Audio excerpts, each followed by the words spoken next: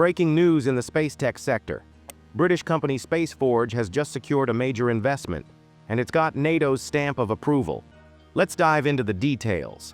SpaceForge, a UK-based space technology firm founded in 2018, announced a £22.6 million, that's nearly $30 million, fundraising round led by the NATO Innovation Fund. The company specializes in manufacturing materials in space for use in critical industries like semiconductors. Why does this matter? The global space economy is skyrocketing.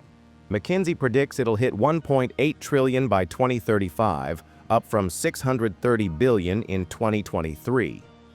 With the US, China, and Europe racing for dominance, investments like this are fueling the next frontier.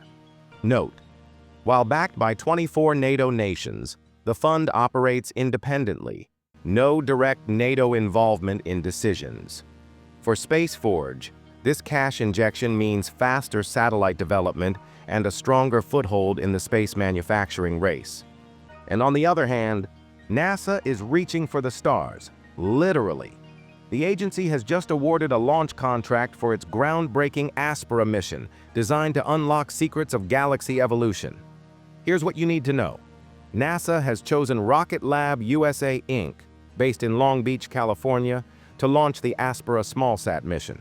This compact satellite will study how galaxies form and evolve by analyzing ultraviolet light from hot gas in the intergalactic medium, the vast spaces between galaxies. Aspera's focus? Tracking the inflow and outflow of gas around galaxies, a process critical to star formation.